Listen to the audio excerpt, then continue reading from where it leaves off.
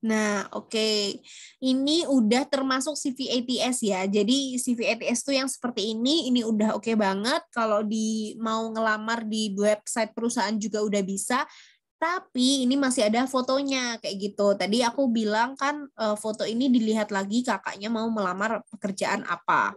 Nah, terus ini bagian nama, ini nomor HP, Instagram. Ini juga tergantung sama posisi apa yang kakak mau lamar kayak gitu. Jadi daripada nulis Instagram di sini lebih baik kayak nulis portofolio, website portofolio dan lain sebagainya. Tapi misalnya kalau Instagram ini ternyata adalah portofolio kalian, itu ya udah tulis saja portofolio di link Instagramnya apa kayak gitu. Tapi kalau misalnya kakak kakak misalnya Instagram ini sebenarnya cuma buat info-info aja kok Kak. Itu jangan ya, karena Instagram ini bukan bagian dari sosmed yang profesional. Kalau LinkedIn ini udah oke banget. Nah, terus business English graduate who is customized to working with other people in various activities and currently carrying in the marketing and customer service field. Ini udah oke. Jadi dia ternyata lulusan bahasa Inggris.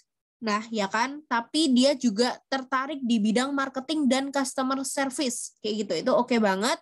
Nah, ini juga dia bilang kalau familiar with administrative activities, skilled in public speaking, good communication. Nah, bagian good communication ini lebih baik dihilangkan aja ya, Kak. Karena apa?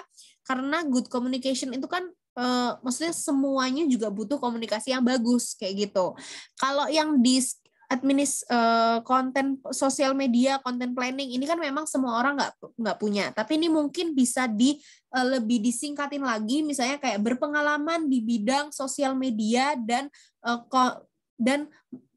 mempersiapkan konten kayak gitu. Terus habis itu dan mengerti misalnya familiar dengan bidang-bidang administratif dan graphic design, titik udah kayak gitu aja. Jadi ini menurut aku masih terlalu panjang karena lebih baik section yang ini bisa ditaruh di bagian work experience kakak kayak gitu. Boleh dikebawahin? Nah, ini juga di bagian education itu bisa lebih diperbaikin lagi ya, kayak pencapaian kalian atau aktivitas-aktivitas kalian di BEM kayak gitu. Nah, karena kakak udah punya work experience, menurut aku ini nih yang sebenarnya bisa dijual ke HRD kayak gitu.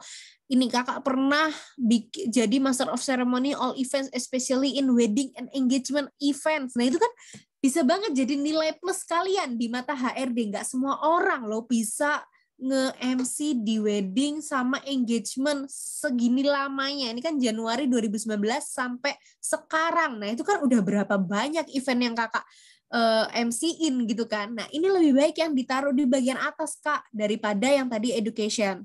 Kayak gitu. Jadi ini yang lebih, menurut aku, yang sangat bisa dijual di mata HRD. Terus, ini dia juga jadi administration staff and frontline officer. Oke. Terus, ini maksudnya Februari. Oke. Yang pertama jadi marketing administration intern, terus habis itu naik jadi frontline officer. Ini mungkin kayak minor aja sih, kayak lebih baik menurut aku ini dijadiin satu aja, jadi Oktober 2020 sampai sekarang kayak gitu. Jadi ini biar HRD nggak bingung juga sih. Tapi itu terserah kakak. Ini cuma bagian aku kurang nyaman aja bacanya kayak gitu.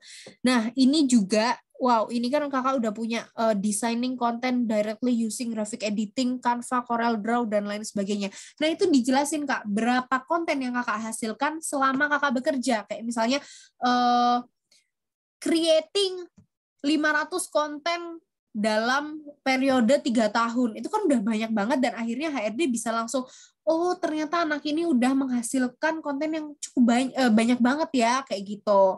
Jadi bisa lebih dimasukin penghasilan apa sih namanya? Ini kayak pencapaian secara kuantitatif. Nah, ini kan udah bilang an English course company with 270 active students. Nah, ini kan maksudnya kakak udah mengimplementasikan di bagian ini. Nah, implementasikan juga di bagian job desk perusahaan ini kayak gitu. Terus yang bawah, scroll ke bawah Kak. Nah, ini juga yang di Grafindo bisa lebih kata-katanya bisa lebih dipanjangin lagi ya, dan bisa lebih dikasih pencapaian-pencapaian secara kuantitatif.